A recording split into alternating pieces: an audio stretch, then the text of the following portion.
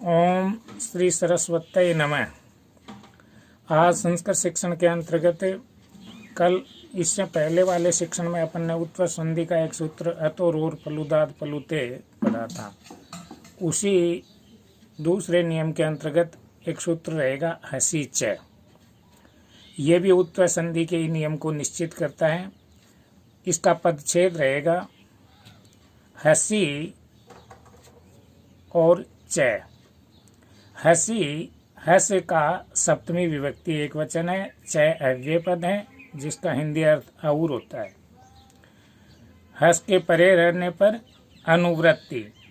ये सूत्र इससे पहले पठित सूत्र से कुछ अंश प्राप्त करता है अपनी अभीष्ट सिद्धि के लिए। जो पूर्ववर्ती सूत्र से कुछ प्राप्त करता है उसको संस्कृत में अनुवृत्ति शब्द से जानते हैं। और वो अंश प्राप्त कर रहा है अतः रे है अपलुतात उत, यानी ऐसे रे का अपलुतात यानी ह्रस्व पलुत भिन्न पलुत यानी त्रिमात्रिक भिन्न ह्रस्व का भाव एक मात्रिक हर और उत वहाँ पर क्या प्राप्त होगा उत। वैसी स्थिति में ऊष है। दोनों को हिंदी के दृष्टिकोण से देखेंगे पदों का अर्थ तो रहेगा हस यानी वही हस प्रत्याहार के अंतर्गत आने वाले वर्ण।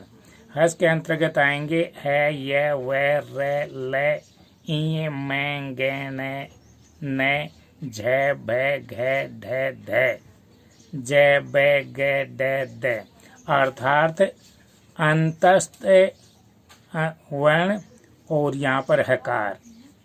उसके बाद वर्ग का पंचम वर्ण, वर्ग का चतुर्थ वर्ण और वर्ग का तृतीय वर्ण। ये बाद में हो। बाद का भाव है दूसरे पद के शुरू में। संधि विच्छेद करने पर जो दो पद प्राप्त होते हैं तो दूसरे पद के शुरू में रहने पर क्या होता है, जिसका च का अव्यय मतलब पूर्ववर्ती सूत्र से जो प्राप्त अंश है वह अतः रे अपलुतात उत। वहाँ पर देखेंगे स्थिति क्या रहेगी। जो पूर्व सूत्र से प्राप्त अंश है ह्रस्व फिर ये रे है उस रे का और उसके बाद में हस प्रत्याहार हो यानी वर्ग का पंचम तृतीय और चतुर्थ वर्ण अथवा ये र ल व और है। ये बाद वाले पद के पहले अक्षर में हो तो जो ये रकार है वह रे ऊ में परिवर्तित हो जाता है। इसी के कारण इसको उत्तर संधि के नाम से जानते हैं। सूत्र की संस्कृत के दृष्टिकोण से व्याख्या रहेगी अपलुदात दत्त है परस्य रोहो ऊषात, यानी रू का षष्ठी विभक्ति एक वचन रू का ऊ हो। कब हो? हसी परे रहने पर यानी हस प्रत्याहार परे रहने पर। संस्कृत हिंदी के दृष्टिकोण से देखें अपलुत अत यानी ह्रस्व ऐसे परे और रू का ऊ होता है। अब हस प्रत्याहार के अंतर्गत ये वर्ण है जो अपन ने जान ही लिए। अब इसको और अच्छे ढंग से हिंदी में स्पष्टीकरण करेंगे तो अपन पाएंगे विसर्ग से पहले हो और उससे परे बाद में किसी भी वर्ग का अर्थात विसर्ग से पहले हो और उससे परे बाद में किसी भी वर्ग का तीसरा चौथा पांचवा वर्ण हो या फिर ये रे ले व है। इनमें से कोई वर्ण हो तो ए और विसर्ग को ए प्लस ऊ यानी ये विसर्ग है उसके स्थान पर ऊ हो जाता है और ये ए और ऊ मिलकर के गुण संधि के नियम से ओ बनाते हैं। तो ऐसी स्थिति हो जाएगी ए धन ऊ बराबर गुण के नियम से ओ।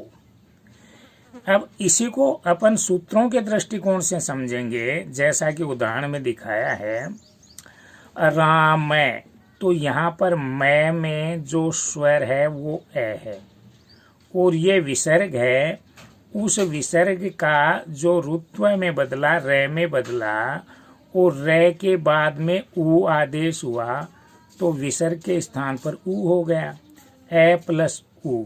और ये गुण के नियम से क्या बनाएगा, ओ। कहाँ बनाएगा, संधि करने पर। तो देखो ओ की मात्रा यहाँ आ गई, रामो याति, वैसा का वैसा पद फिर मिल जाएगा।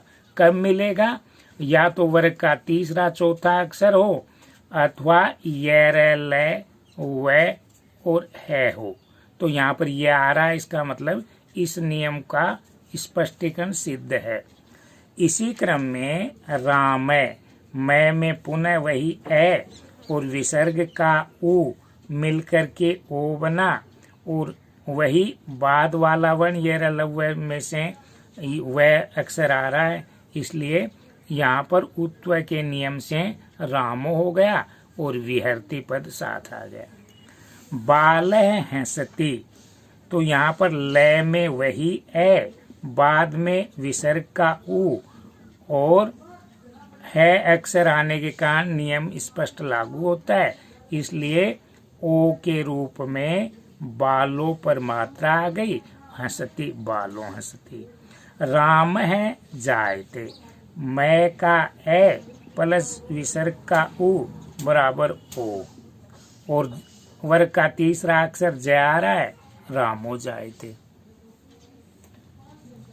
शिव धन वंदे, तो यहाँ पर व में ए विसर्ग का ऊ नियमानुसार, और उसके बाद में वकार प्राप्त हो रहा दूसरे पद के पहले अक्षर में, इसलिए वही नियम लागू हुआ, ओ बना, शिवो में ओ आ गया और पद हो गया शिवो वंदे।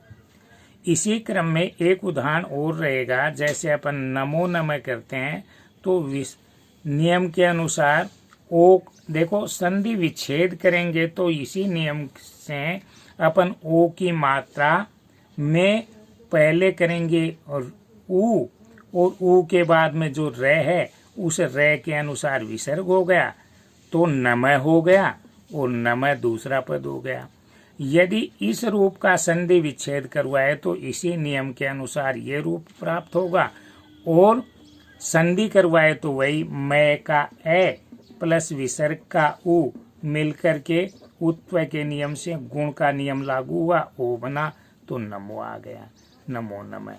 मैं पुनः स्पष्ट करेंगे, अतो रोर पलुदाद पलुते और हसीच, ये दोनों सूत्र हैं वो विसर्ग संधि के अंतर्गत उत्व के नियम को स्पष्ट करते हैं, इसलिए इन्हीं को उत्व संधि, इनके उदाहरणों को उत्व संधि के नाम से जानते हैं। धन्यवाद। इत्यलम।